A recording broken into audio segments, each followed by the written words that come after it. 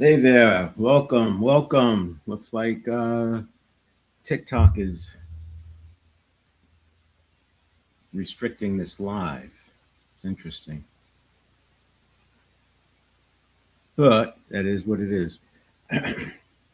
So, welcome if you're here. Let me turn on this timer. I'm actually going to start. I'll talk through a few things before I get there, and we'll start when the timer goes down to zero. That'll give people a chance to come online.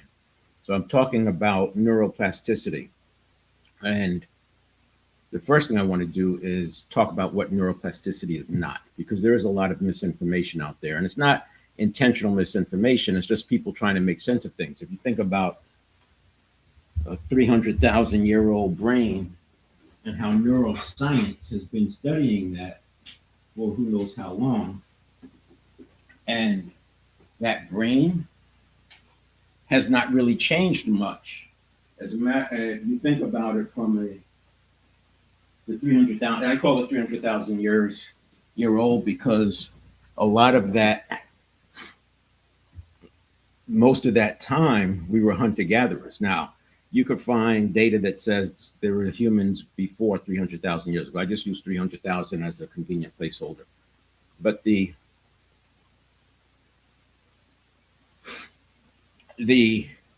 point about neuroscience is, let's say neuroscience has been studying the brain. William James, father of psychology, 1890s or so, the New Thought era from 1850 to about 1940, roughly. When you look at that, and then you look at how consistent it has been from then until now, and you recognize that it's just been in the last 30 years that it has accelerated. It's accelerated in part because of the brain imaging tools. So it wasn't until 1949, Hebb's law, he stated that neurons that fire together wire together. It was shortly after that it was recognized that myelin has a lot to do with habits. A myelinated neural pathway is the path of least resistance, and that becomes habit. That's the foundation of muscle memory. You want an athlete to do something before the conscious mind is aware, you drill it with deep practice and make it a habitual pattern. So if a cue shows up, they do the thing. That's how you can get athletes to fake, hold the fake until the person moves. Once the person buys the fake, then they move. They don't move. They don't just fake and move like amateurs do. The pros hold it because when the person moves, that's a cue. It doesn't even have to process consciously. When the eyes see it, the network of neurons engage.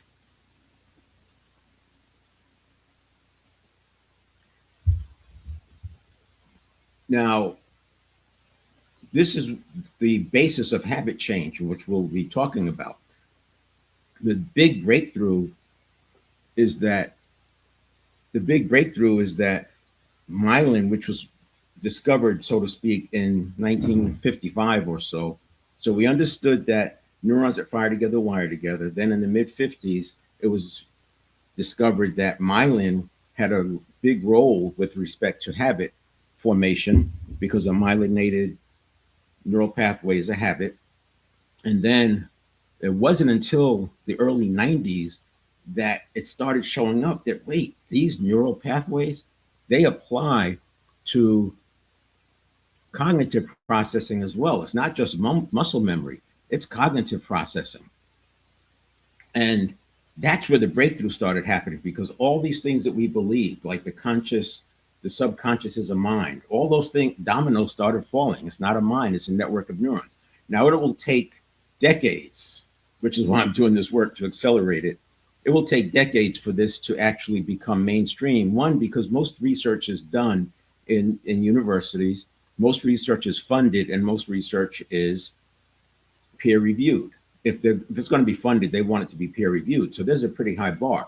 And that peer reviewed bar, what happens is the scientists stand on the shoulders of the people who did the research before them. And in doing so, 90% of what they're talking about is like old news. This is why it's not going to sell books. It's not something that's new. Books are not going to have 90% of what's already known. And that's one of the, I think, obstacles in terms of getting this kind of information out. I'm not going after a peer review. And so what I'm looking at is I'm looking at the peer reviewed research that goes on in the different silos and using that lens tied to my own experience. U.S. Army Ranger trained. I trained with martial arts master, motorcycle racing, performance car, track driving, and instructing. So the reason these are important is because they are at the edge of ability, human ability. When you're going down the track at 150 miles an hour and you have to slow down for a 35-mile-per-hour turn, there's a lot going on in that short space of time. And you'll see survival reactions come up. There's so many ways that you can see the impact of the network of neurons coming into play. It looks like TikTok really is suppressing this live. I appealed it, but really interesting. They say there's not original content, which is just not true. Now, to talk about what neuroplasticity is and is not. Wait a minute, that's not right. This is supposed to be.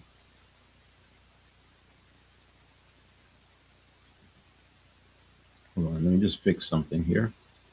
Let's see, we want to present the window. Nope, we want to.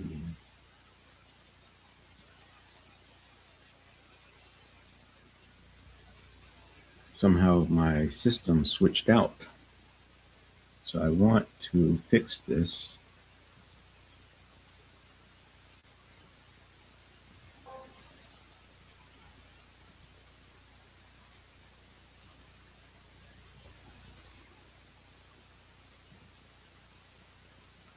Canva, settings, presenter window. How about Canva exe? There we go. There we go. Now, that's what it should look like. So when I talk about the neuroplasticity, the reason I said there's so much misinformation around it, not because anyone's intentionally trying to mislead people, but people are having to fill in the blanks for themselves. So they hear neuroplasticity, they look at it, depends on where you go, right? Depends on what research you're looking at. Some of it will be talking about how it relates to physical activity. Other parts of it will talk about how it relates to rehab. Very, very few people are applying neuroplasticity. It does sit in rehab. The physical therapists know about it because they talk about activating the stabilizer muscles, and what they're really doing is activating the neural pathways to those stabilizer muscles. Those folks in geriatric care know about it because they're working on to hold off Alzheimer's or trying to get people to use more of their brain. So they have some of these concepts. But generally speaking, there's not a lot written about neuroplasticity for moving above the line, for tapping untapped potential. Most of it is like rehab or getting things back on track. And I'm checking over here because I'm wondering.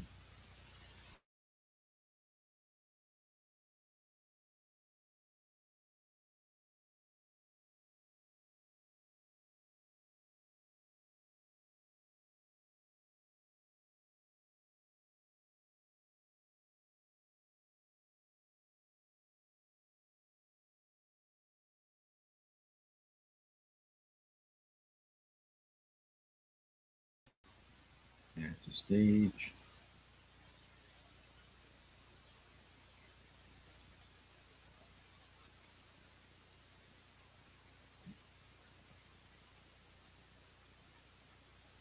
So my microphone, let me do my settings here.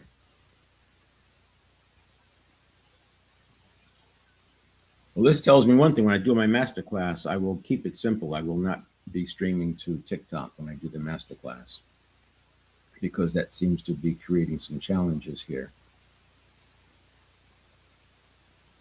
Presenter invite. Let's do the share screen. And that's going to be here. There we go. And then I have to add a camera. It's probably not going to let me add this camera. Well, maybe it will. Maybe it will. Nope. So bear with me. I need to reset some things. Yeah, it's really interesting. Going live is great. Great way to reach people, but there's some challenges with it because you are dealing with moving parts like the network, etc. And I think that's what's going on with me right now. Let me turn off another platform.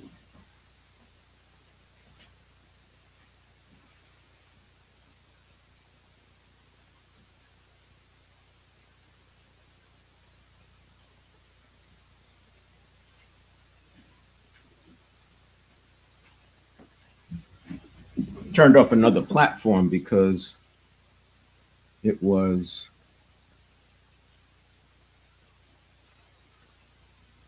I just want to make sure I'm not causing something with the network. And now I should be able to add that other camera.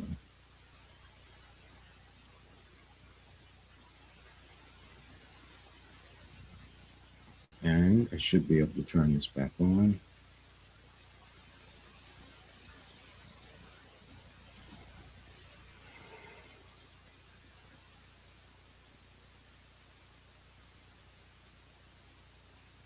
All right, looks like we're back on track.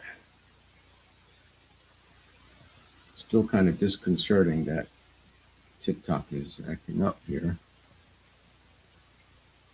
And we've got that. We need to add that to the stage. Everything's looking good. I got sound. Let's make sure I have sound over here. And talking, yep, sounds looks good. And I'm going to change this over just to make sure. All right, all right. If you're out there, welcome, welcome. It's hard to tell because I'm streaming from a platform, and it might be, I can't tell who's on, but here's what we can do. I will share a link.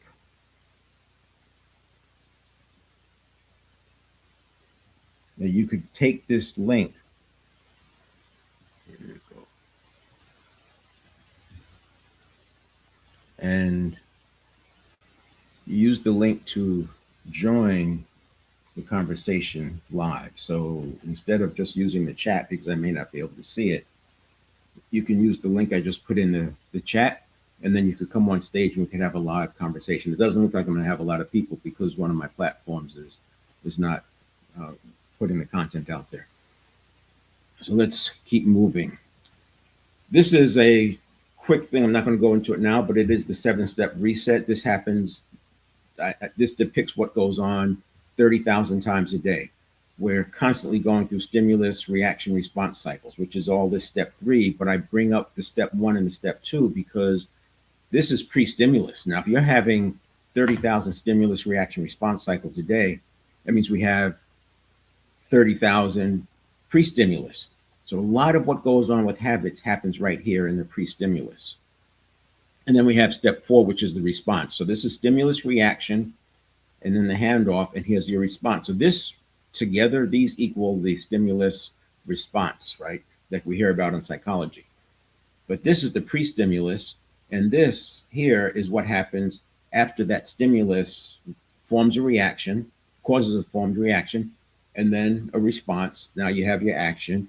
And then this is different. Step 7 is to get back into mindfulness, get back into a state that you're productive and present, because that's going to set you up for the next stimulus that's coming. Too often, we're just going along and we get hit with something and then we're off track, and it takes a few minutes. If it's really serious, you've probably been in situations, maybe a traffic ticket or maybe something major was happening and it caused you to have a big adrenaline spike. That adrenaline can last for hours, as we know. So this is about getting back on track very quickly. This is about making sure you're pulling these levers, beliefs, neuroplasticity, priming, mindset, physiology, and tapping into your allostatic capacity so that you're able to get back to even keel, which is what we want. We want the high coherence. Now, You can't really change coherence that easily in the real time. You can do things certainly to help, but this correlates with heart rate variability. And as heart rate variability goes up, your willpower goes up, you have more resistance to decision fatigue, and you're able to access more of the best version of yourself. So that's high coherence is important. When you have low coherence, you have more room for chaos and more room for rigidity. Chaos at the extreme is like crashing out. Rigidity is like a fixed mindset. And then we have the stimulus response. So that's what we'll be talking about today. I wanted to talk about neuroplasticity, what it is and what it isn't. So it's not mindset, it's not positive thinking stuff. It is brain technology. It is the act of applying neuroplasticity is using deep practice to myelinate neural pathways and engaging in deep practice to create synaptogenesis. Synaptogenesis is like the pruning effect where the brain is taking synapses from unused neural pathways and applying it to used and utilized neural pathways. So between those two things, this is how we create new habits. A myelinated neural pathway is the path of least resistance. And to make a new path, you have to first create some synaptogenesis, which we'll do today. And then you have to build that pathway up by myelinating it, which we will demonstrate today. Now, clearly, these things take days, not moments, but they do start within moments. So we'll actually walk through it, and you will have some results as early as tomorrow. It's not NLP or manifestation. It's a protocol. NLP, anyway. NLP is a protocol for teaching the best of the best. It's not a thing. It's not a brain science. It's a it. What they did was they modeled the best of the best, packaged it in a way that could be taught, so that other therapists, psychologists, counselors, practitioners could get those same results. It was very effective, but it wasn't peer reviewed. It didn't have that label. It didn't have the clout because it wasn't created by the medical community. In contrary to that, it was created by a programmer, I think, and a psychologist, but it wasn't in the medical community. So, and it didn't go through the peer review. But a lot of people think neuroplasticity is NLP, but it's not. I would say neuroplasticity is the science, and I would say that that NLP taught things that indirectly allowed people to get into to tap into neuroplasticity, but it in no way could be called neuroplasticity. And it's not quick hacks or conscious hacks. Hacks, I maintain, don't work, and the reason they don't work is because homeostasis is overpowering those hacks. And you'll see that in a couple of slides. Traditional neuroplasticity, I already talked about this a little bit. It was looked at for physiology for years. We have 100 billion neurons. Each of those neurons are connected to thousands of other neurons and making trillions of connections. And these trillions of connections are the habit patterns, the associations that we live. When we say 95% of what we do is done by habit, it's living in that network of neurons. This was not known before the 1990s. That's when the brain imaging equipment became available that let the scientists and researchers see what's actually going on. And most self-improvement, development, personal development, leadership training, most of this lives in the conscious mind, not the network of neurons, because it was always believed that the subconscious, which used to be called what is now the network of neurons, it was believed that we can't change habits. And as a result, people just didn't even try. You look at emotional intelligence, created in 1990, popularized and made mainstream in the mid 90s, and it's still a standard way of training leaders. But it's all focused on the conscious mind side. I have nothing against emotional intelligence. In my program, Dynamic Leadership, I leverage emotional intelligence. The difference is the dynamic part adds the network of neuron side so we can modulate in real time on that fast side. And then allostatic neuroplasticity, that's my dynamic leadership. I'm actually doing a master class tomorrow, not on the leadership side, but the personal leadership side in agency, because we first have to have agency and personal leadership before we're going to be able to lead others at our best, in our best version, as our best version of ourselves. This is stability on an upward trajectory. This is huge because when you get into the unfamiliar, it gets lumpy. We get threat biases, etc. Stability is not control. People think that if I suppress things like ice cold veins, right? Ice in the veins, it's not about suppressing, it's about recovering so quickly. I liken it to traction control or ABS in a car. When you slam on the brakes in a car with anti-lock braking system, it doesn't skid. But if you look at it at the millisecond level, the tire is starting to tear. And that's where the maximum traction happens. But as it tears, it backs off the brakes. This is like where older people who learn to drive were taught to pump the brakes so it doesn't skid. Well, if you pump the brakes, you're releasing the brakes just like anti-lock braking. But think about it. You might pump the brakes 4 times in a second if you're really fast.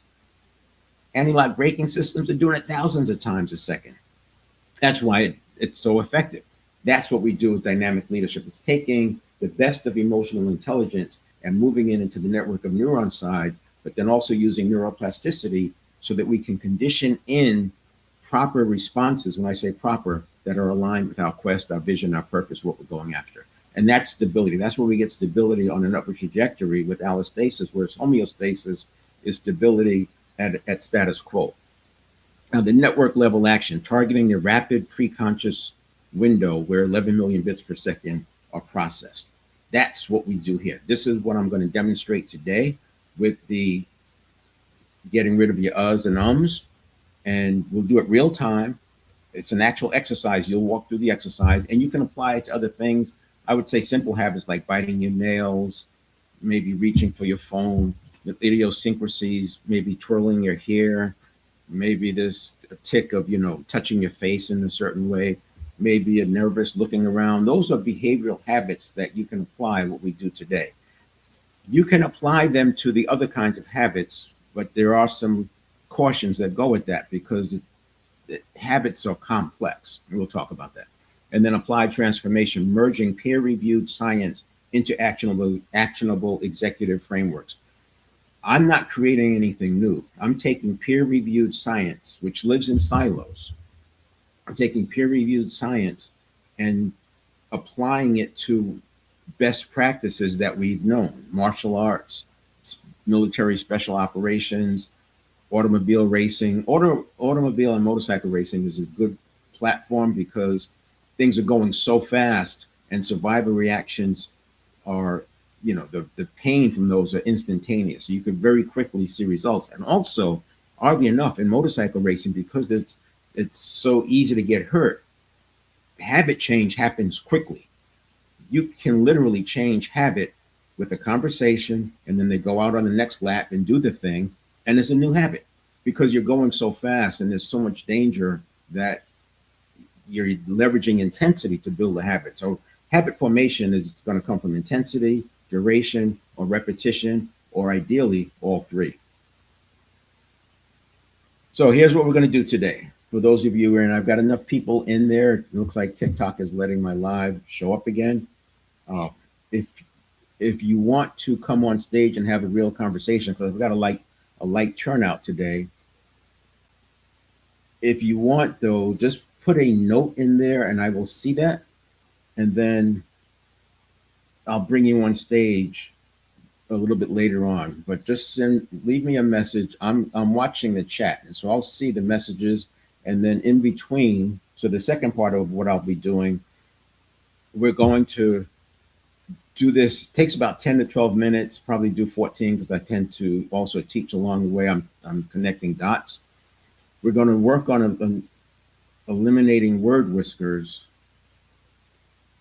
and these things will go away. If you've been working on trying to get rid of ums and uhs, we make these go away with one session that we'll be talking about. So my camera is, let's see if I try something different. Maybe if I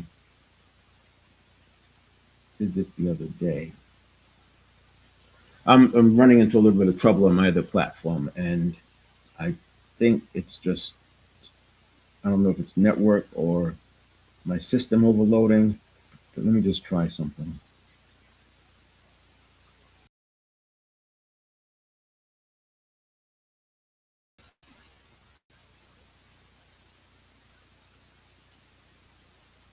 Okay, let's do this. Camera, that one is staying with the audio, that's staying, and we're going to change this to Logitech. This might work, and we're going to change it to here.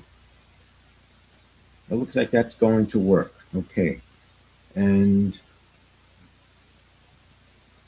I still have, do I have sound? Yes, I have sound. All right. So the fun of going live, especially on two platforms. I'm doing a master class tomorrow, so I'm pushing the envelope on my technology. Not that this is a pilot, but I'm using it as a pressure testing my tech. And this is the second time I had issues with the system. I tried a reconfiguration and I still had the issue. So I may just do a simple version tomorrow. So, what we're talking about, we're going to work through this exercise. It'll take about 15 minutes to go through it, a little bit longer than the 10 to 12 it says on screen because I'll be explaining things along the way. I am teaching because I also use this recording for my private group of coaches who are expanding on neuroplasticity. And if you ask questions, I will be able to answer them. Either I'll answer them right away, or what I'll do is when I break. So after we run through one time, I'm going to do it again. And that second time we go through it, in between the first and the second time, I will be answering questions. The second time I go through it, depending on how fast it goes, depending on how many people add on. So, for example, I'm looking right now at how many people are on. What is this? Looking at how many people are on, and then depending on, as long as that number keeps growing, I'll do a third. But if there's not more people coming on, there's no reason to do a third. Once you do it, you've done it. All right. So there we go. Now, this is the big, big piece. So if you look at books like Atomic Habits, and I'm not knocking any of these, most of these works were done before or around the time it was discovered that myelination and neuroplasticity doesn't just apply for muscle memory, it applies for cognitive processing as well. So again, you can take Atomic Habits and you can take Emotional Intelligence and take those works and understand that most of it is dealing with the conscious mind, and you can apply a lot of that into this section we're going into now. Behavioral habits tend to be the easiest to fix, and I'll show you why. Reactive habits are more difficult. People think they're impossible, but they're not. And I will show you why they're not. And identity habits, certainly people think they're impossible. They think they're impossible because they've tried so many times to change it and it hasn't changed. So I am going to start my clock now because I am starting this process. What my objective is to finish this in 15 minutes. All right, so that's the three types of habits. Behavioral, that's the surface loop. Action driven, mechanical, easy to isolate. I gave examples: twirling your hair, reaching for your phone as a habit, maybe a verbal tick, maybe certain words that you say, like, like, or, or know what I mean, you feel me. Some of these are actual intended statements, but a lot of times they're just like they're just filler words like and while people are waiting to come up with what they want to say. And they may not be doing it intentionally, not a conscious decision. It's a habit that's formed over years, which I'll talk about.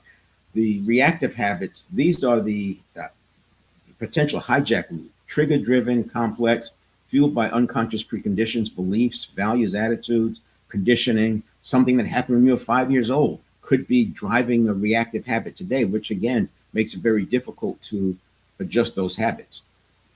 And then we have the identity habits. These are like your personality, identity. This is a construct. It's a construct of your reactive habits, your behavioral habits, your beliefs, values, attitudes, etc. the priming that you're doing for yourself, because there's external priming, there's internal priming, there's mindset, all of that comes into play for identity. So you don't change constructs at the construct level, you change them at the elements level. So you have to have a handle on habits. And for those of you coming and going, I am doing a masterclass tomorrow at 10 a.m. Pacific time. You'll want to go to 7stepreset.com/live, because there's some things going on with TikTok Live that I may not be able to air it on TikTok. If I do, I might try a different protocol. All right, now, for those of you who go live, I'm using the live studio in TikTok. I can use the real-time messaging protocol, RTMP, where I send it from my StreamYard. That might be the simplest way, then I'm only dealing with one thing. But I lose some of the capabilities of TikTok, but if they're not going to be promoting my live anyway, it's a big deal. All right, so that's used up a minute or two. So now, this to me is the big breakthrough. This is the real story here.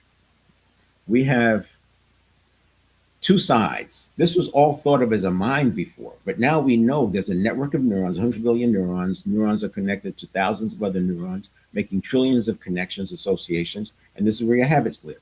It processes at 11 million bits per second. It's super fast.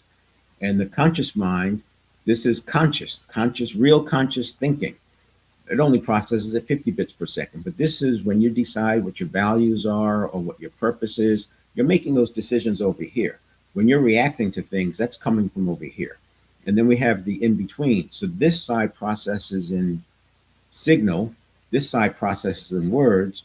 In this middle part, it's converting the signal from a signal to something that can be perceived by the conscious mind as thought. The challenge is this is energy, right? And thought is energy at its base form. So this is why it's so easy for people to think that information coming from the network of neurons, which is from the past, it's so easy for that to be perceived as thought. And that's what's confusing, because they think it's me. And like I said, for decades, until just recently, it was thought that this was a mind. Feel free to throw some questions in there. I will answer them as we go. I have a light turnout today, so I'll definitely be able to do that. Same with the folks on Facebook and LinkedIn. I can't tell who's out there, but if you put something in the comments with a question or whatever, then I will answer that. And I also put a link there for you to join me on stage. And you know what I'll do? I will take that same link and put it in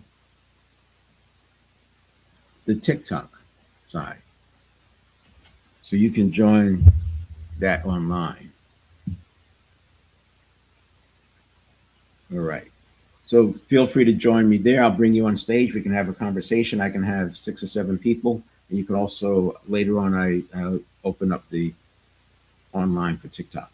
Now, this is important. This to me is the breakthrough. We want to build around this. I'm doing a live masterclass tomorrow at 10 a.m. and we'll go into more of this, but this is fundamental understanding. If you don't get this part, you'll continue to try to solve things with conscious mind tools, and the conscious mind tools just don't get it done.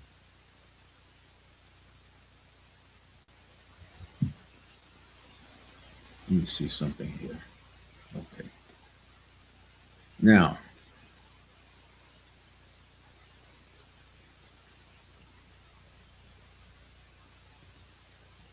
the next one, which is related. So if you take that slide and now you look at this one, you have the two sides. This is the network of neurons side over here, keeping that other slide in mind. And this is the conscious mind side. You see, I have this bar. The impact of your efforts when you do them early, very, very high. The impact of the amount of effort it takes, very low when you do it on the network of neurons side. That's why it's so important. That's why I talk about dynamic leadership. That's why it's a big deal for me. Because when we learn, once we learn how to make these shifts on the network of neurons side using neuroplasticity, we gain so much leverage over here. 11 million bits per second versus 50 bits per second. So essentially 200,000 times faster over here. Now, it doesn't mean that's always the place. We're talking about capacity. But even if it was just 10 times faster, we have leverage. The things that you want to change, they live over here. If you've been working on something for more than a few days, it probably lives over here. Those long-standing habits that have been repeated year after year, decade after decade, they live over here. And these are the reactive habits. They happen early on. But also in here is cognitive biases. So I do a piece on cognitive biases because that's how we start gaining control and gaining some agency and some personal leadership by mitigating the impact of the cognitive biases, but also your reactive habits, phobias, crashing out. A lot of those start over here, but they don't necessarily escalate over here. I'll get to that in a moment. Identity habits, they're in the middle. These are sometimes compilation of habits, the meta programs, bundles of habits. You do the habit over and over and over, it becomes a bundled habit and a meta program where this thing is running in the background, which is why it's so hard to change because you can't unpack those things. You're trying to unpack it with conscious thinking, but that conscious thinking is going through here. This is one of the reasons why neuroplasticity is hard for people to understand. In order to understand it, you have to think differently, but your filters are all around the old thing that the subconscious is a mind. And every time you hear a new word, it's searching to come up with meaning, and it's going to come up with those associations unless you break. That's why we have the transformation program where we drill it over and over and over. And over a 90-day period, you can see the world completely differently.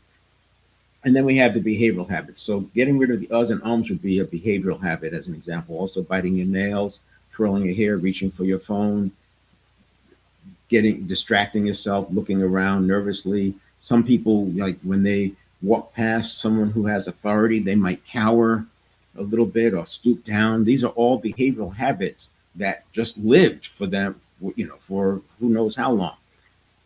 And then we have the conscious mind side. So here's another view of that.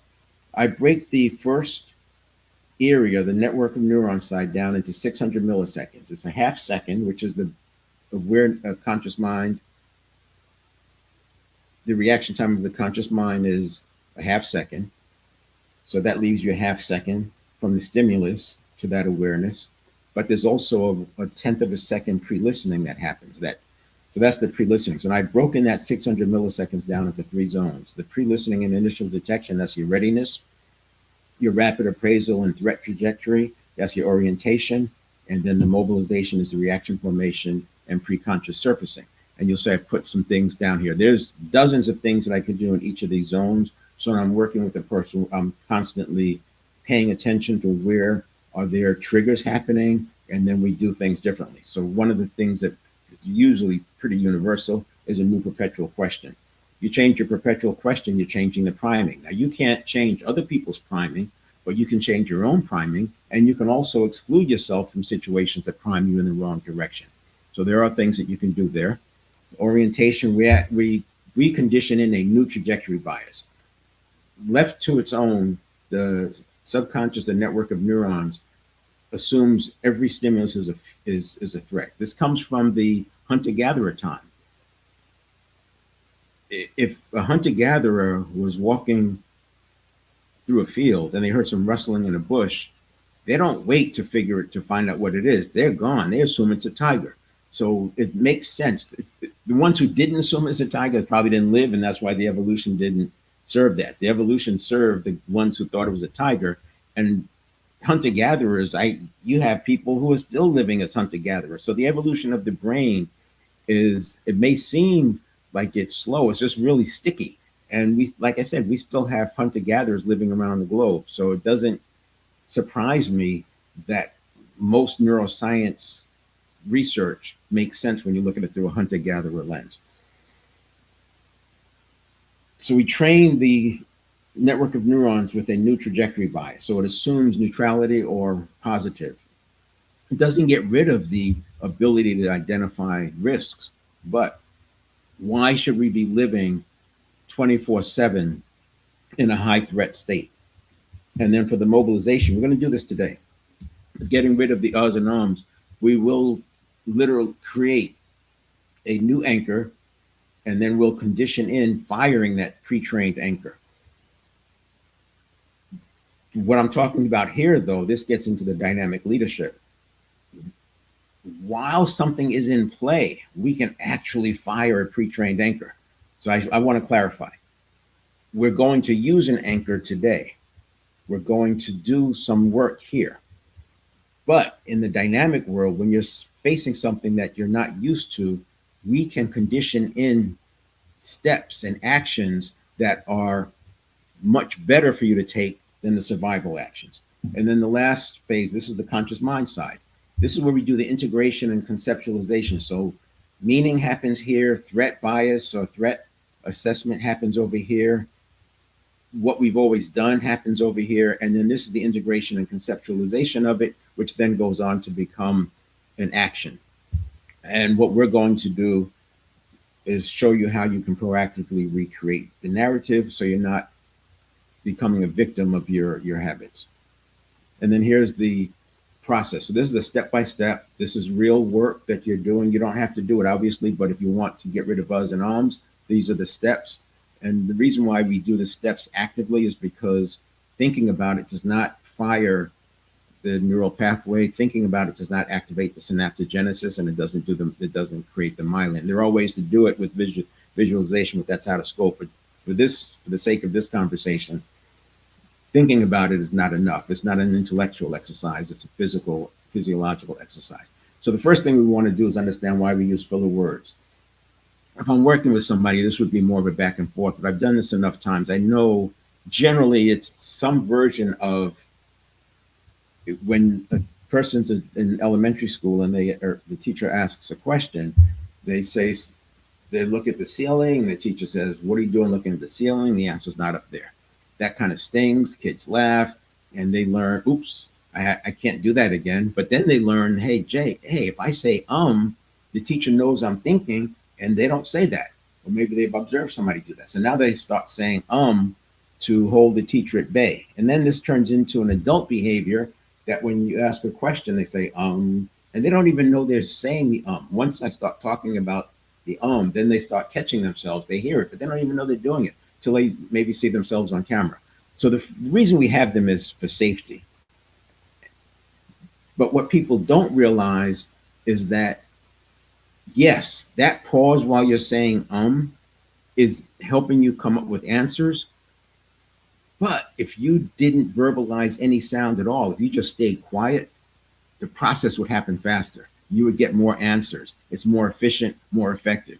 The problem is we don't know that because you don't have anything to compare it to, because all you've done is So, but now that you know that, you have some context for, oh, okay, I didn't really care about the ums before, but maybe now I can get there. So it's a reason. It's context for action. It's context for engagement. The second thing we want to do is have it connected to your purpose, vision, or goal. It doesn't have to be a big major thing. It could just be something simple like you want to have better flow when you're talking. You want to show up better on Zoom calls. You want to be able to go live and talk about different topics. Maybe you want to be a panelist and you don't want to have all these word whiskers and your nose and feel me and like this and like that. You can get rid of those word whiskers and it's going to improve your flow, and you don't lose the information, which I'm going to show you today. You will not only still be able to get information from pausing from your network of neurons, but you'll be able to do it faster and more effectively.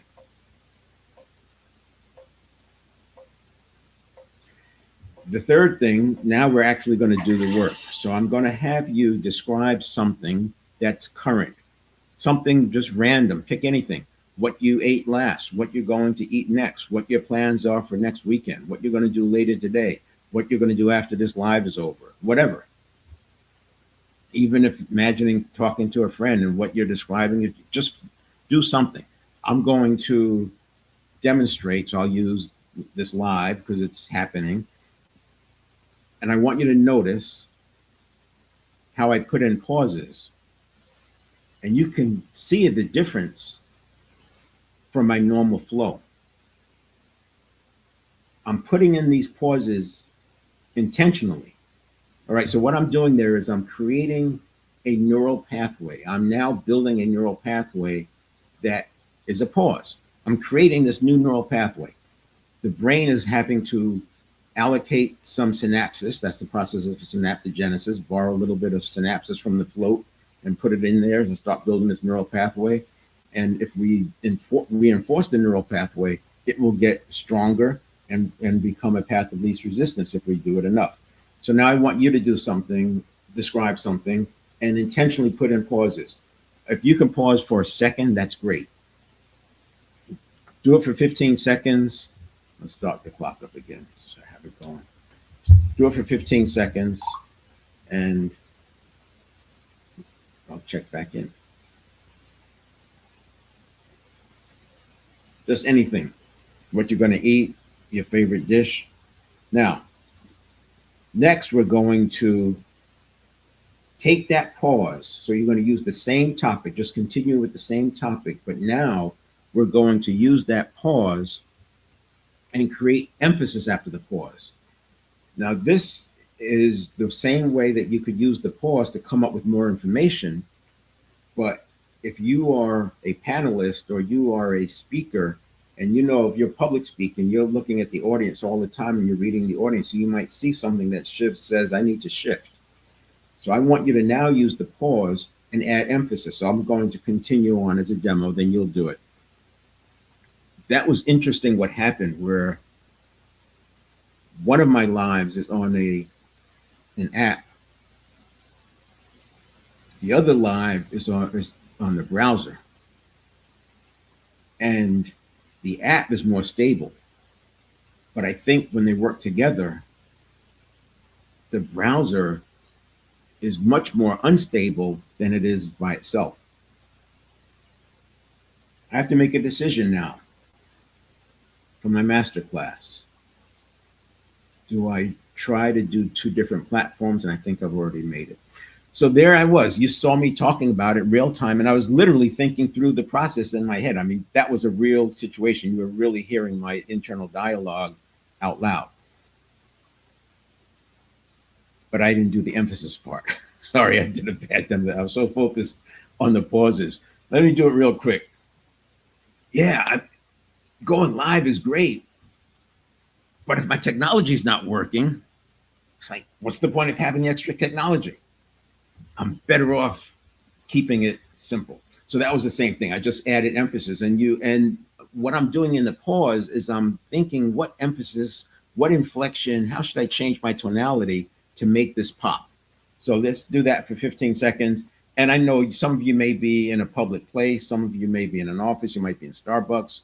Just you can pick the phone up to your ear and make believe you're talking to somebody. But please do the exercise because we're building on it, and this is where the behavior change. Behavior change doesn't come from the knowledge. So let's do that for 15 seconds.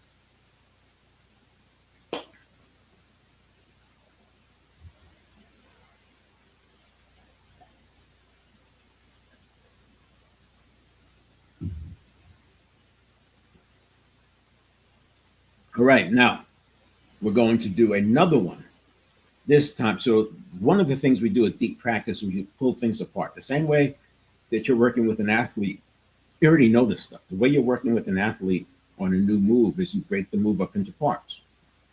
And they learn the parts, and then you put the parts together. That's what we're doing here. So we first added some pauses. That was building the neural pathway, creating it. Then we put in some emphasis. That's like deep practice at a micro level. Obviously, we should do more than that. And that's starting the process of myelination. And if you practice this, I'm recommending practice this 2 or 3 times during the coming week. And in 1 week, these things will be gone if you practice all of the steps I go through. Now what we're going to do is pull it together. So we're going to take those two things, adding a pause and creating emphasis, and then do a whole new commentary with pauses for inspiration. And I'll talk about my masterclass that I'm doing tomorrow. So I'm going to demonstrate it. It'll take more than 15 seconds, and then you'll do it. So yeah, tomorrow, the reason I do this masterclass is I've been talking about neuroplasticity for a few years now. I talk about it wherever I go. If I'm skiing, bicycling, whatever. And the part that broke through for me is that less than 2.5% of coaches actually understand how to apply neuroplasticity. So I shifted I was finished building out the first level of dynamic leadership anyway. And I shifted from focusing on getting new clients to focusing on teaching neuroplasticity. And I have a private group with coaches where I will do some deeper education with them. Now, what I did there, again, off the dome, real stuff, but I wasn't planning on talking about it. I'm making these things up as I go. I mean, decide what I talk about as I go. I want you to do it for 15 seconds, something new, some commentary, anything that's current. Add pauses, and then in the pause, think about how you can add some emphasis after the pause. And you're going to experience how you can imagine something, and then it comes out. That's how fast the network of neurons operates. So let's take 15 seconds to do that.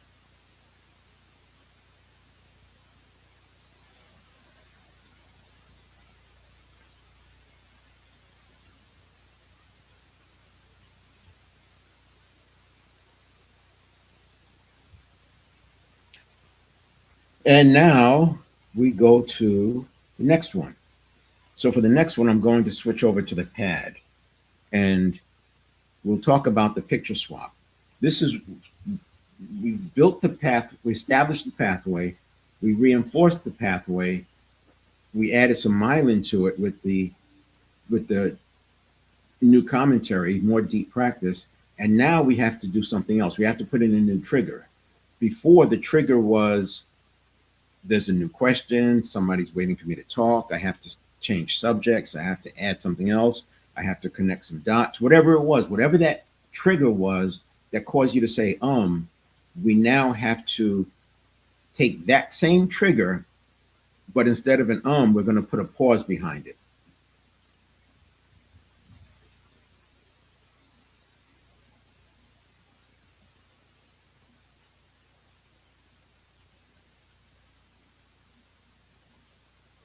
Let me fix this one here. I want to do that, or let's see if I do this one.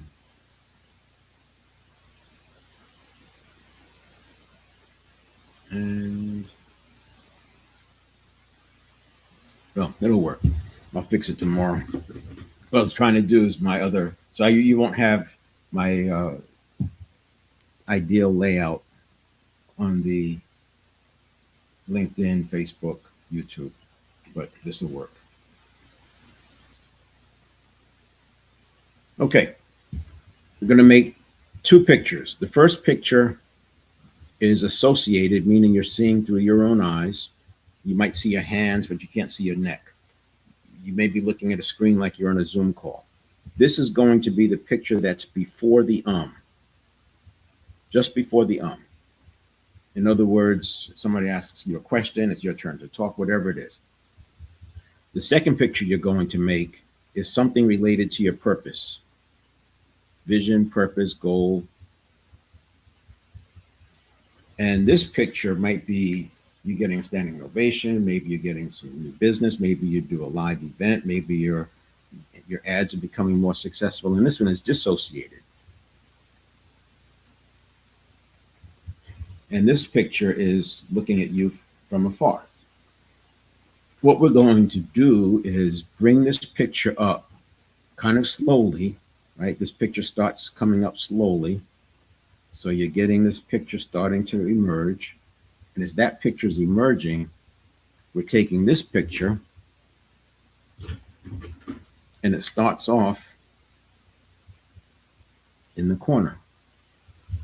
And within about 1/10 or 2/10 of a second of bringing this picture up, we're going to explode this picture up into the entire, to fill the entire frame. This is very similar to when you're training a dog to sit and stay. You get them to sit and then you walk away and they follow you. You say, stay. This is what we're doing here. You're putting up a cue, your hand, plus you're saying stay. And they may not know what you're talking about the first time. And you go over them and you make them sit. They start to connect the dots. That's what we're doing here. So bring the picture up before you say, bam, explode the new picture into the frame. And you just noticed I said, bam. The reason, and you could say anything you want, but the reason I said bam is because the same way we say stay, we're giving the dog a visual cue and we're giving them a verbal one. So we're using the visualization as the visual cue. We're putting our hand up and with the dog. And in this case, we're using the word bam for the auditory cue. So let's do it again. Before the somebody asks you a question, you have to start talking. You're beginning a presentation. You're changing subjects, new paragraph. You bring up that picture. Bam! You explode the vision goal picture into the frame. You can also use a picture here of speaking in a polished way.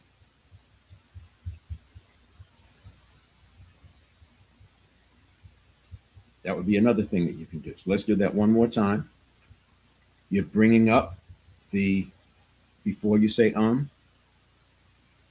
coming up, bam! You explode the goal picture, the speaker picture, into the entire frame. That's the picture swap. Now, I didn't draw that for these guys here. Let me just very quickly pull that up for the TikTok crowd. Let's see. Canva.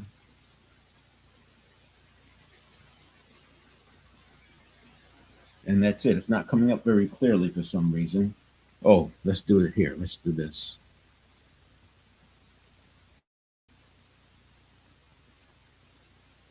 Okay, that's better. Yes, so you get it. You already heard me say it. Now we're looking at it. Before the picture, you bring it up, bam, you explode the new one, the gold, the polished speaker. And so you got what I was saying. Now you have a visual. If you want to screenshot it, you can do that.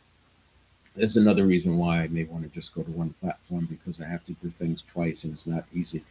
Meanwhile, if you have any questions, it's a good time to come up because we're about to wrap up. So this is most of what we said that I said I would do.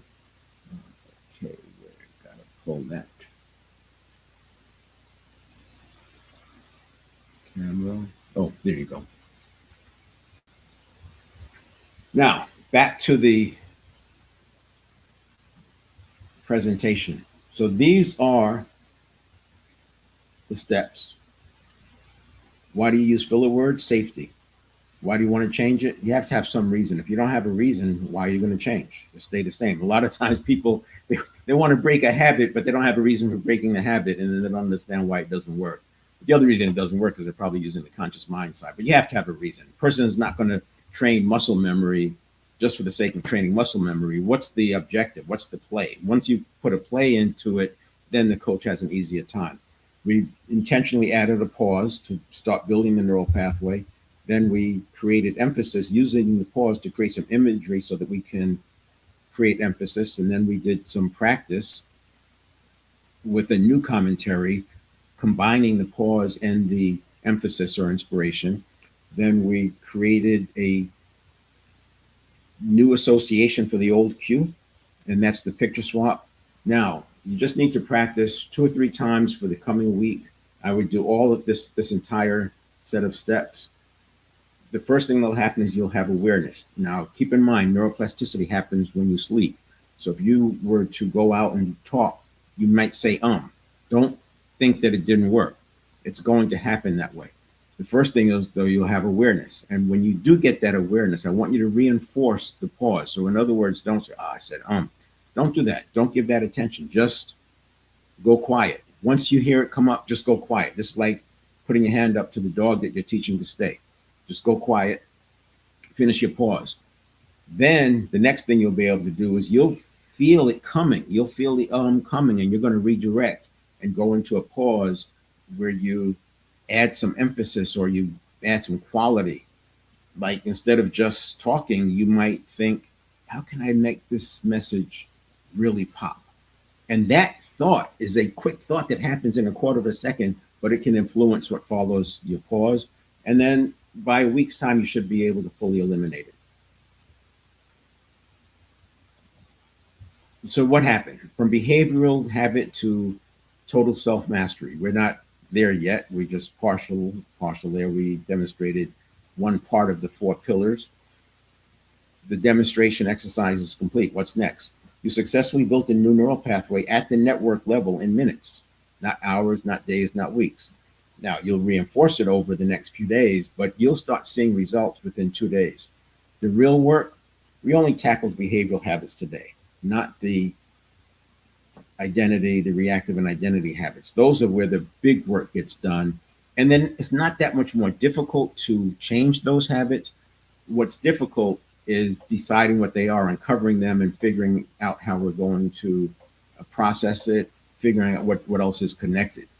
So tomorrow I'm doing a master class, the 4 pillars of self-mastery, where we get into the reactive and the identity habits, as well as the coherence and the other parts of the 7-step reset, so that we start moving towards agency. It's not something that's going to happen right away, because remember, it's the network of neurons. The same way that you are not going to take a dog and teach them 50 new tricks in a day. It takes time. You have to build on them. And the sitting led to the staying. And then maybe you sitting to lay down. And then the laying down, maybe that gets into rolling over, but you're building on it. It's the same way. That's what we do with self-mastery. But we'll map it out. And then we can go to the next steps from there. So that's the end of the uhs and ums. I'll do one more round for those of you who chimed in late. It doesn't look like a lot of people came in much after I started it, but I'll do another one anyway, and I'll go through the next one fairly quickly with less teaching about related concepts. But let me first just talk about it. If you can hang out for a bit, I'll talk about the master class that's coming up tomorrow. So these are the 4 pillars. We start with the fundamentals and the levers, because without that understanding, you can't execute the rest of the work. The next pillar is habit mastery. So we started that with behavioral habits, but then we get into reactive and identity habits. State mastery is an important one, because we have to remove those reactivity. We have to get that out of our way and gain control over our network of neurons side, so they're not being hijacked. Part of that gets to emotional modulation. Emotional intelligence talks about regulation. We're doing it much earlier. We're taking modulation, so we're processing the emotions before it becomes a thing. And then we have the performance hygiene. Performance hygiene, some of the basics you already know about: hydration, breathing, movement. But we get into why they apply to habit change. For example, your brain, we're talking about a lot of cognitive work here. We're talking about building neural pathways. The brain needs nutrients. It gets its nutrients from the blood, nutrients and oxygen. When you're dehydrated, the blood is thicker, flows slower. It's harder to get those nutrients to the brain. It's harder to do this work when your blood flow is slow to the brain. But another thing that people don't think about is forgiveness. Now, that's not a morality. It's not a morality conversation. It's about closing off some of those buttons. There are people walking around with hurts from when they were 5 and 8 years old that are still there, and they're 30, 40, 50 years old, and it's still something that bugs them. We need to forgive those people that hurt you back then, and you need to forgive yourself. Not morality, performance hygiene, because when you're into your transformation, moving towards your vision, you are vulnerable because you're already in an area of unfamiliarity, and it's easier for you to get into feeling like there's a threat. We have to remove those little T incidents that may take you off course. So that's the forgiveness part. And that's the 4 pillars of self-mastery. One of the ways you could think about it is this is homeostasis, what you're doing normally. Now, people want to go up here, but to move up here, you have to break through this barrier. And this barrier creates a lot of cognitive dissonance because you're doing things that you never thought you could do. To have a breakthrough, you have to have a break with the past. So confusion precedes breakthrough. And then once you have the breakthrough, you have a new problem, because now you're into the unfamiliar area, the unknown. This is where the allostasis comes in. We're going to get consistency through stability, following principles. You basically have built an off-ramp to get from here.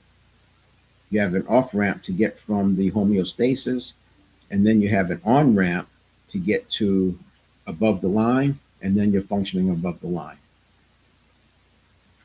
This gets into the pressure curve. So this is something that we manage constantly. We put this in your hands.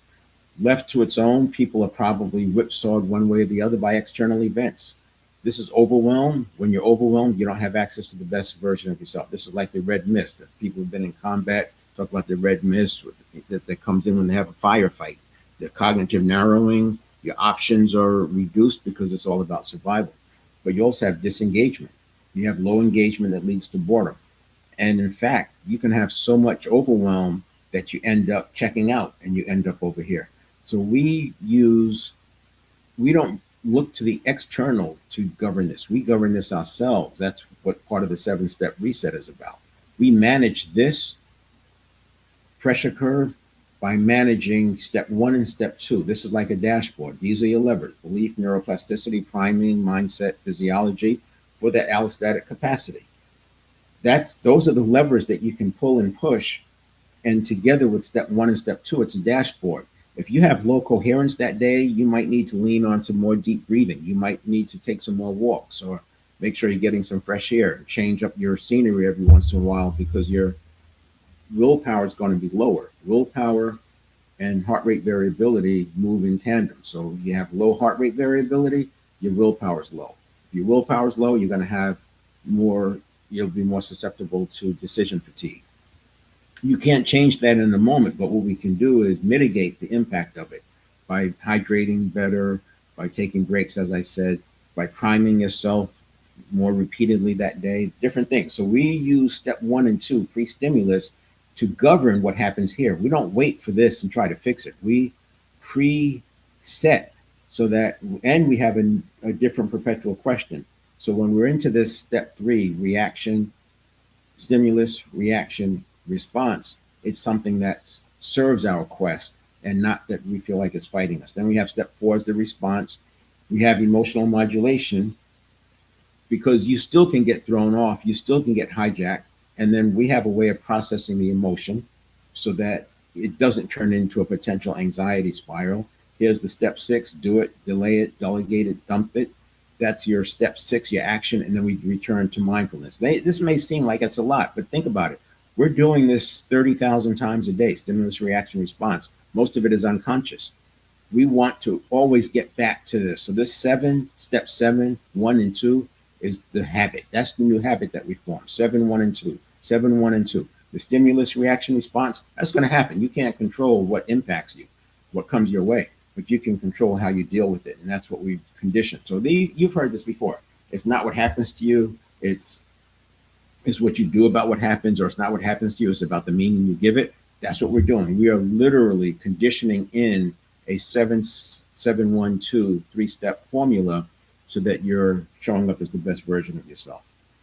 And this is the reactive identity behavioral habits. What we're doing is changing the trajectory right here.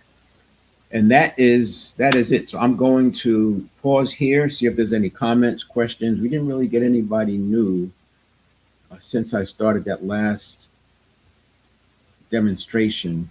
And over here, I can't tell if somebody's out there. So the only way I'll know is if you go to that link, and then I will see you show up. But I'm not getting anything right now. So I'm going to go back through, and I'll do a quicker version of this without all the teaching, because you've already heard it, and this can be reinforcement. I'll set the timer.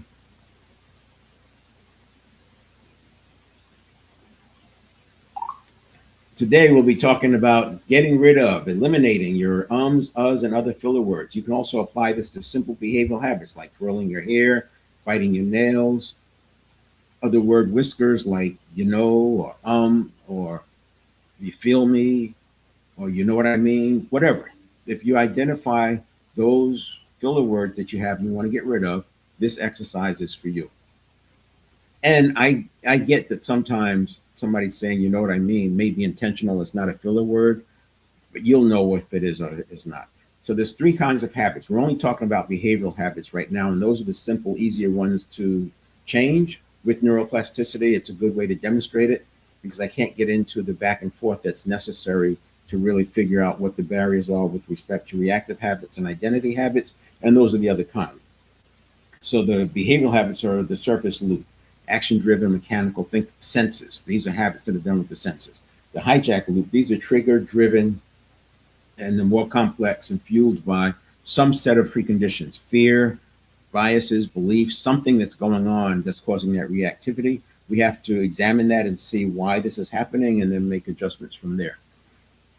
Then the identity habits. These are constructs. Identity, personality, these are compilations of all your other habits.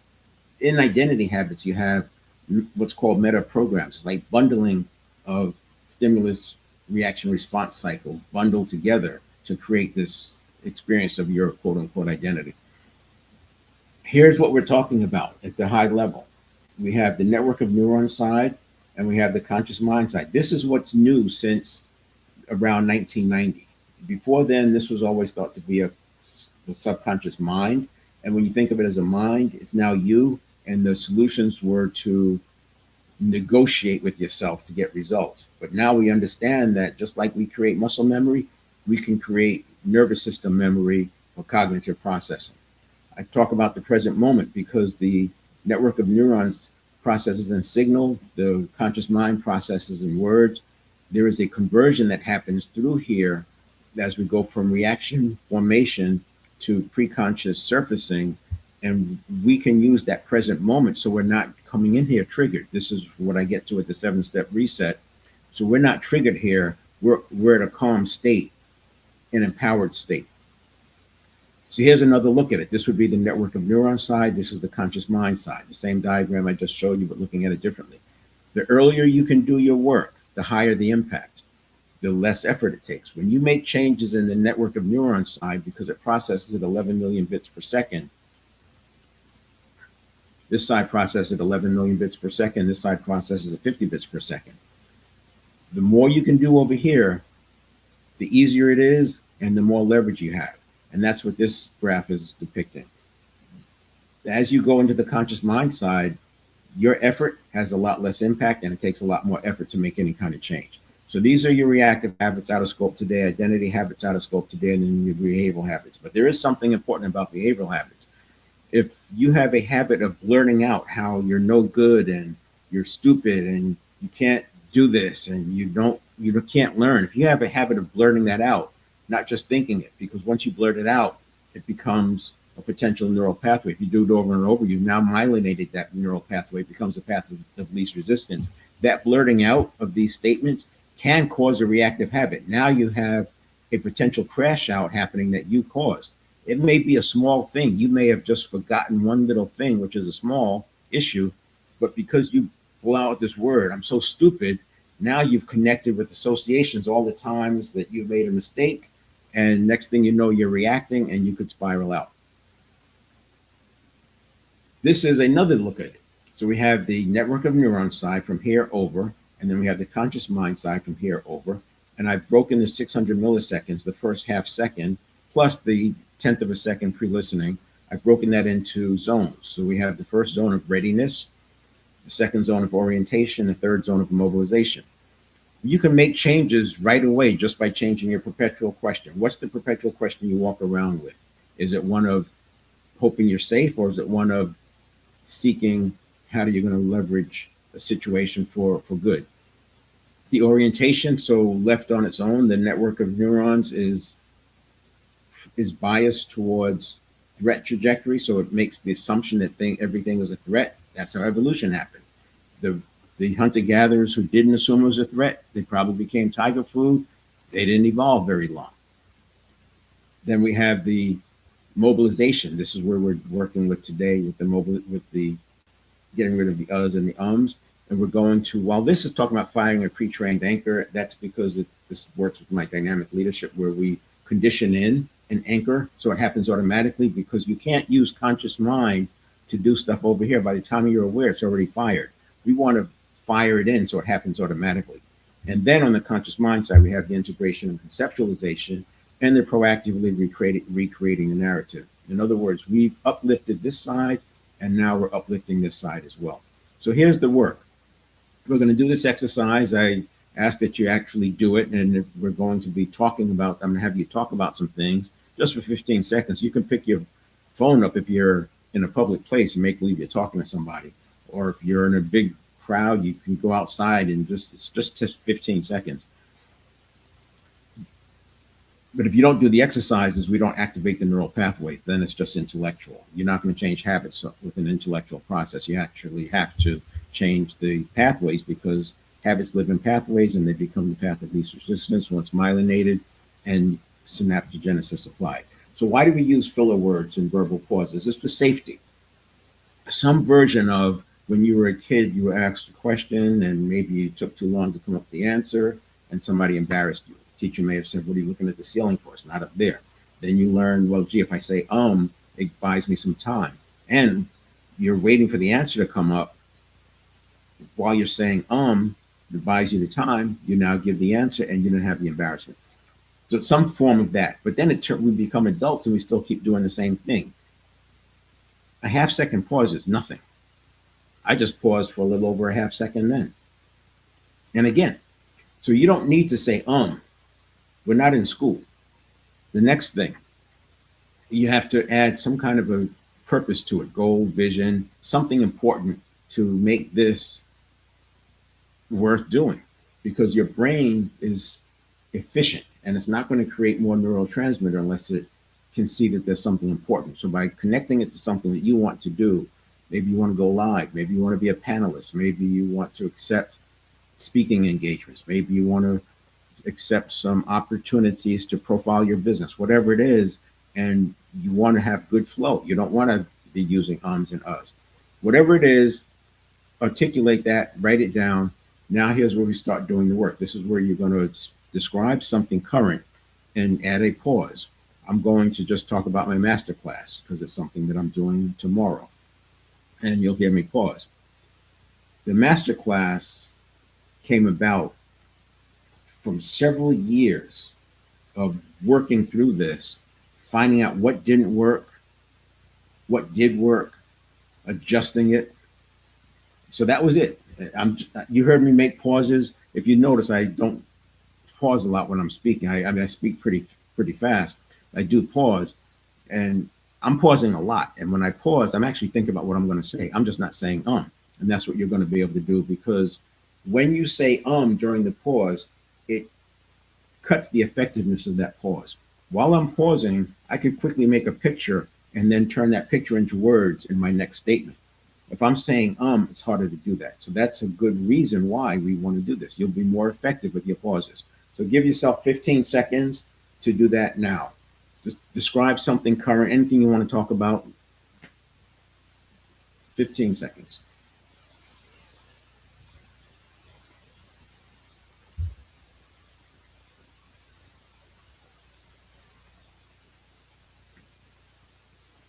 All right, now the next thing we'll do is we've taken a neural pathway, we've created a neural pathway. Now what we're going to do is strengthen that neural pathway. The first time we created it, now we've got to activate it a little bit more with some neurotransmitter. And I know I'm talking about this like it's happening in seconds. It probably does under a microscope, but what we're talking about, I'm demonstrating it and you're doing the exercise. So the next step now is to strengthen it. We're going to talk about the same thing, but this time when you pause, I want you to create some imagery around the kind of emphasis you want to use for the statement that follows the pause. So we're not just pausing, we're leveraging the pause to improve our delivery of what comes next. So I'll continue. What was going on though is that as I was building this out, I would talk to people all over the place. Meetings here, meet people, recreation, training, clients. And anytime I found a sticking spot, I'd go back to the drawing board. What emerged was frameworks and models. These models and frameworks make it easy.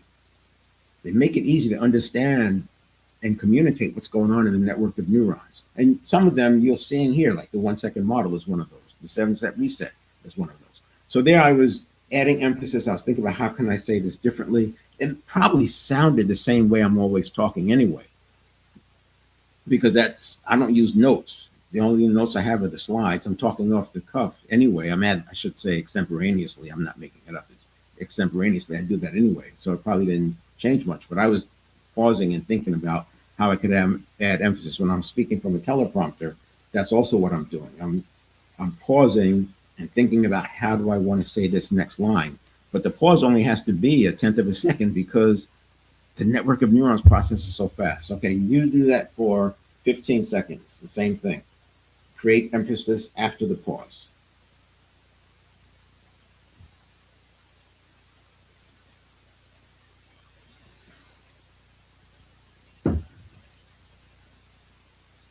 All right, next. So this is like building muscle memory. You first take apart the move and you drill each subsection, and then you put the move together. And that's what you're going to do now. So come up with a different commentary, a completely different commentary, and add pauses and emphasis. So I'll first demonstrate. After the masterclass, the next step would be the 90-day transformation program. In this program, we work through 90 days of layering in habit upon habit upon habit. But it's all connected to your quest. We start with purpose. It's connected to your purpose in your quest. So it's not randomly just changing habits. It's building your exit ramp from your status quo. It's building your on ramp to the new trajectory, and then strengthening that allostatic corridor. So again, I did the pauses to think about what I was going to say next. And it may not sound that different to you because I do that all the time anyway, but you get the idea. Now I want you to do it for 15 seconds, a new commentary with pauses and inspiration.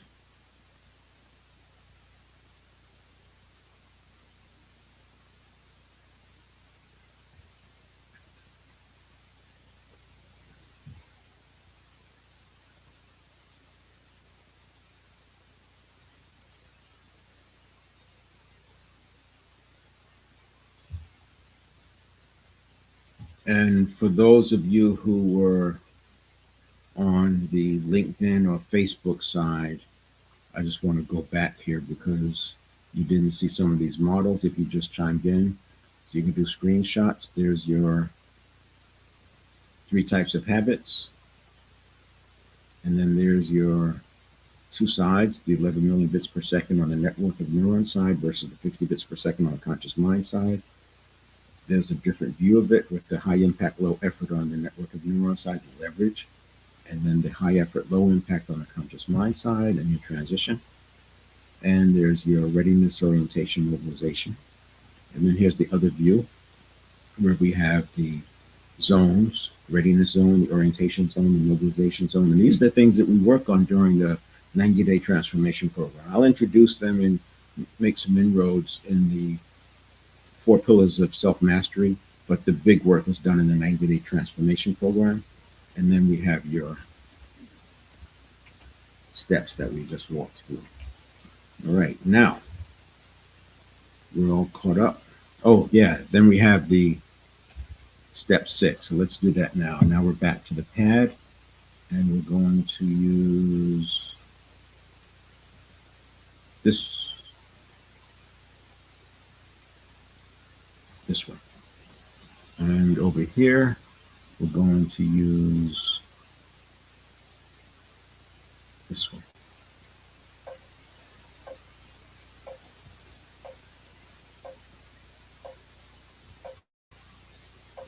All right. Now, the next thing we have to do, we've already built the new neural pathway, we've strengthened it, and now what we'll do is create an interrupt, a pattern interrupt, and a reset, a new association for the old cue. You're going to make 2 pictures. First picture is before the This picture happens, maybe you had a question, you have to speak, maybe you're changing the subject, maybe it's a new paragraph, whatever it is. This is before the comes. So it's like over here. And then the other picture you're going to make is a picture you've tied to your vision, your goal, some objective. Maybe it's you showing up as a polished speaker, whatever it is. Maybe it's being able to be a panelist, go live, business profile, something. And as you come up with this picture, you're going to use this picture in the small corner and it's going to explode into the entire frame. So bring up the picture, you're about to say, bam! You bring up this new picture and explode it in the entire frame. Shake it off, let's do it again.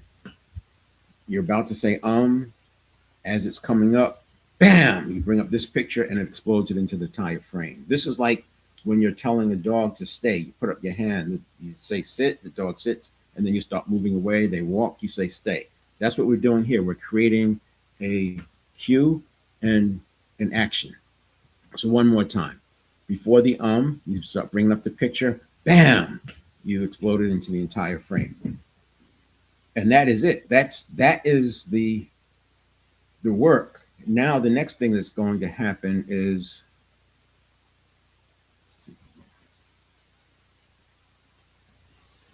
and we'll go here. The next thing that we have to do is practice. Now, all we've done now, we built the pathway, we strengthened it a little bit, and we created the new stimulus response. Neuroplasticity happens overnight. This is not an intellectual exercise. If you go out today and start talking, you're going to say, If that happens, well, probably. If that happens, just go quiet. Don't, I said, That's the initial reaction. Just go quiet. Execute the pause. You're reinforcing that you're going to pause. You're starting to reinforce that pathway already. It doesn't happen overnight. The same way when you tell the dog to stay, the first time they might move, the second time they might move, third time they might move, but eventually they're going to stay. It's the same way you're doing that. Eventually you're going to pause with no So the first part is awareness. The second thing you're going to do is redirect it. You'll feel it coming, and now you're going to do that redirect intentionally, where you add some emphasis. So think about how you can change what you're going to say in the following words. And then by the end of the week, you should be able to eliminate the ums completely. Now, of course, this, you have to want to do it. It's not a belief thing. It's not your mindset or I can. No, this is just, if you don't want to do it, you're not going to, why bother, right? If you don't really want to change, then it's okay. But if you want to change, you've already done the work to do it. Now all you have to do is a little bit of follow through. It only takes about 2 or 3 minutes a day. And if you do that 2 or 3 days in the coming week, you will have a difference. So I think most of you, there's some new people here. So what we've done is we've gone from behavioral habit on our way towards self-mastery. We still have some more steps to do. You built a new neural pathway at the network level in minutes, illustrating how behavioral habits can be changed quickly when you bypass the conscious willpower. We've already done the work. Now just do the practice and it'll show up in a week. You won't be saying, The real work, we only tackled the behavioral habit today. Long-term goals require navigating into the identity and reactive habits. That's where your personality shows up. That's the construct that's driving the majority of your results or lack of results. So tomorrow I'm doing a workshop, a masterclass live, 4 pillars of self-mastery. I will just use the one platform so that I can have interaction. And it's best if you go to 7stepreset.com/live. So this, I'm going to change that slide because the stream won't be on TikTok. If it is, it's going to be through the real-time messaging protocol, and I won't be able to see the input the way I normally do on a TikTok live. But I don't want to have the glitches going on during the masterclass. So I want to simplify my technology, so we'll just use the one platform. Here's the masterclass, 10 a.m. Pacific time, 7stepreset.com/live. Allostatic neuroplasticity. Not only will we do the behavioral, reactive, and identity habits, we're going to talk about the 4 pillars. We start with the fundamentals and the levers, the things that you do in pre-stimulus and post-response, pre-stimulus, post-response, so that you can show up as the best version of yourself. Then the next part is habit mastery. So that'll be a continuation of what we've done today, but focusing on the identity habits and the reactive habits. Then we go to state mastery, because you have to be able to manage your state. If you're in a heightened state, if you are in a hyper or agitated state, you're not going to show up as the best version of yourself for the 30,000 stimulus reaction response cycles that you're going to have in a day. And then we have the performance hygiene. This is not just the normal stuff that you know, but also we want to make sure that people are forgiving themselves and others, because those become open wounds. There are people who are carrying around resentment from decades ago just because they won't forgive the person. I'm not saying you have to expose yourself to more harm or expose yourself to more pain. You don't have to talk to them again in your life if you don't want to. This is not about morality. This is you getting rid of buttons that people can push for their entertainment. Meanwhile, you're losing days and weeks as you go into these spirals. So we take care of that. This is what we're ultimately doing. You're going from homeostasis, the life you've been living with the habitual patterns, the upper and lower limit that's false, it's imagined. We're going to create an exit ramp to get out of that.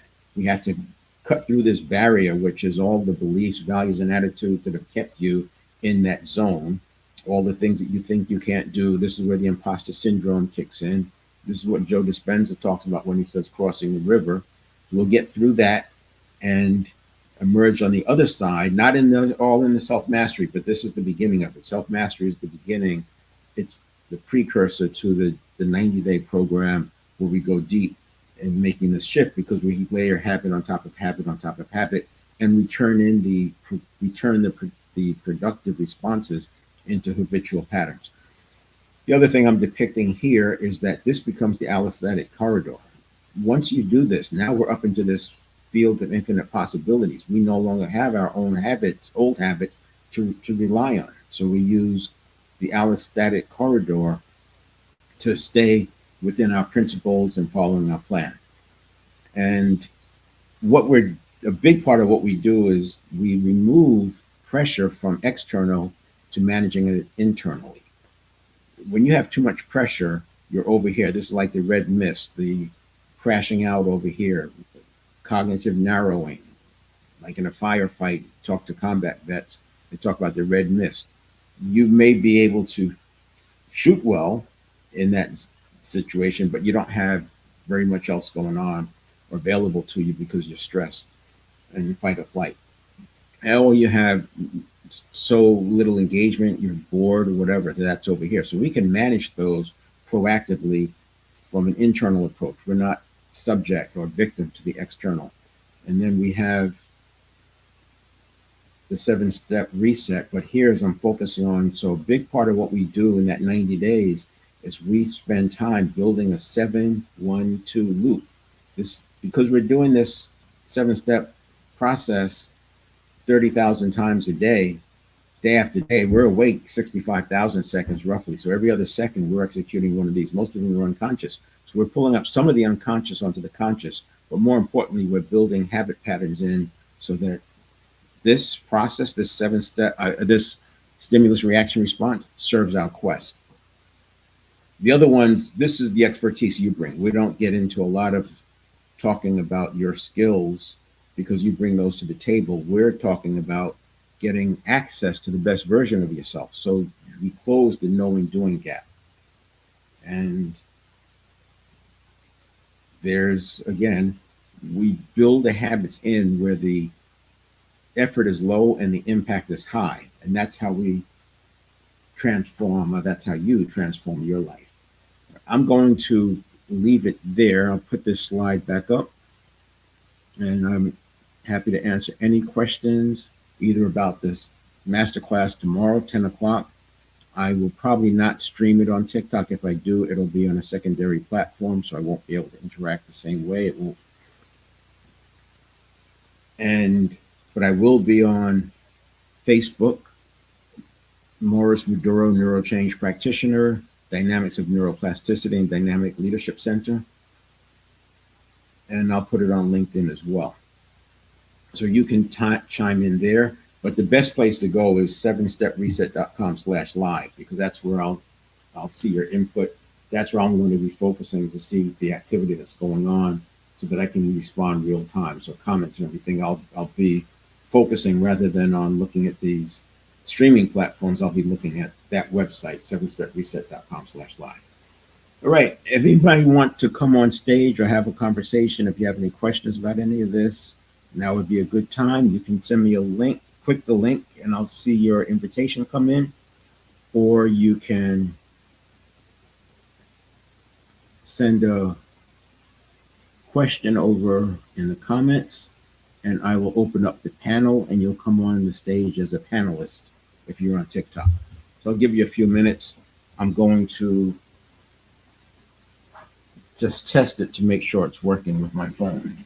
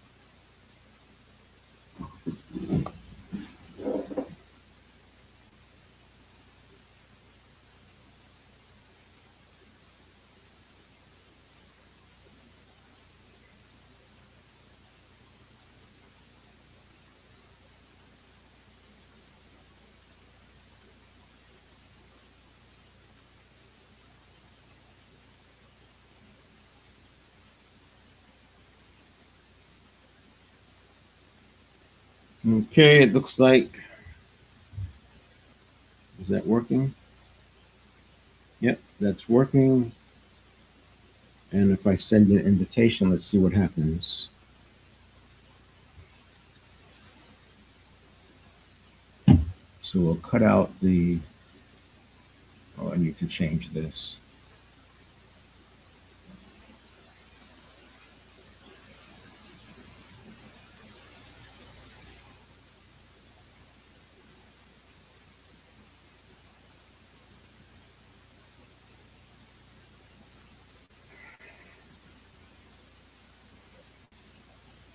And I see that for those people on TikTok, let me just go through those screens again, because we got to here. I talked about the 4 pillars. We had this one where I talked about the transformation program. You need a off ramp from the old and on ramp to the new, and then you need your corridor for the upper trajectory. We talked about the 7-step reset and how I use this as a dashboard, step 1 and 2. Then you go through 3, 4, 5, 6, and then we have step 7. So it's 7, 1, and 2. We keep running that loop. And then the big focus is the moving everything upstream, so we're having high impact and low effort to make the changes. That's how we leverage it. And let's see here. I want to now turn off. So I'm testing some things, and while I'm waiting to see if anybody wants to join, I'm testing a few things. Feel free to send a comment. And I'm going to turn off my director mode. And I should be able to add myself as a panelist. My other, so we're going to do multi-guest.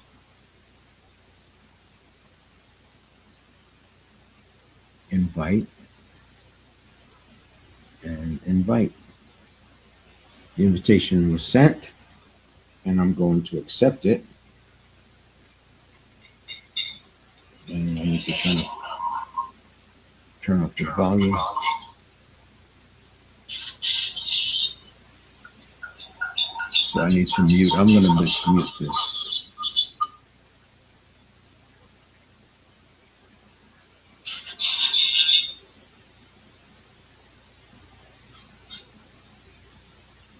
And there it is. So that part works. So I just muted it.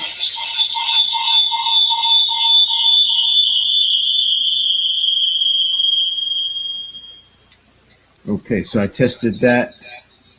And the other thing I want to do, I need to move.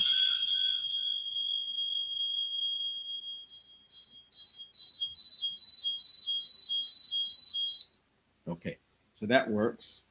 Let me unmute this other microphone. So I was just testing to see how, make sure the bringing people on, that works. And I don't have any new requests.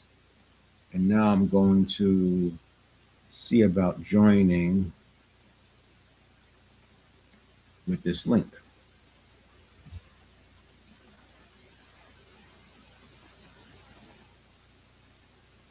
So we got people. Where's my people? People, copy link. Can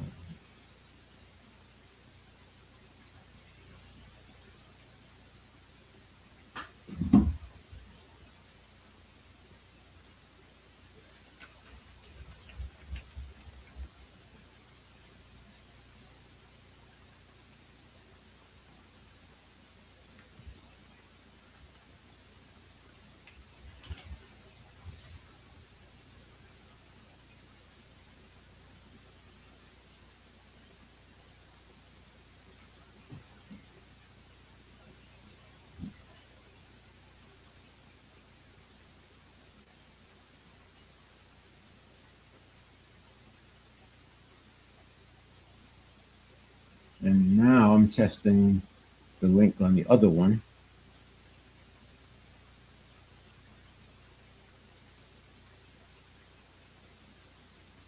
Invite guest, copy.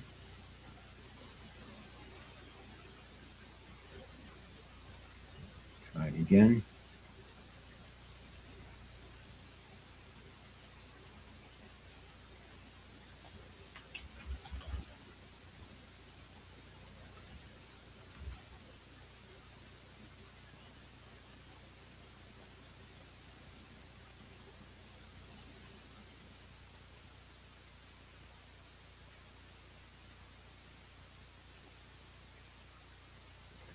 Now let's see if how that looks. So I don't see the person. I don't see where I'm supposed to be coming online. Enter studio.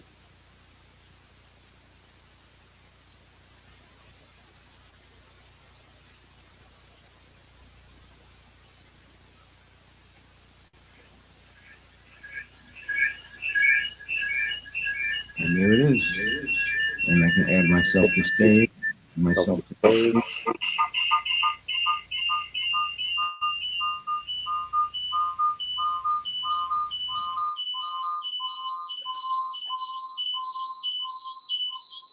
can I use that?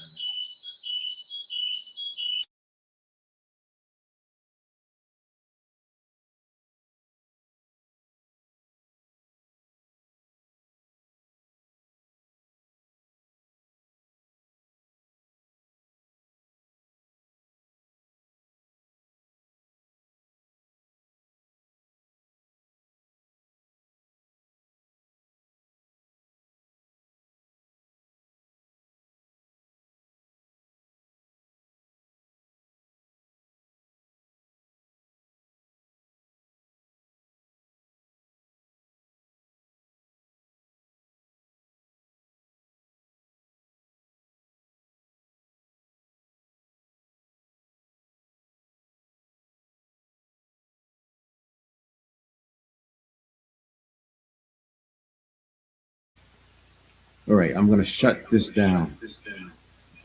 And I'm getting too much feedback, so I got to turn these off.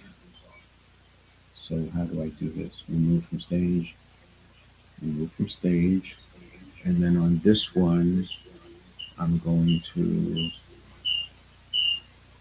turn off the multi-guest. And I can see what I want to do. Invite multi-guest, introduction, disconnect all. Can't disconnect it when there are no guests.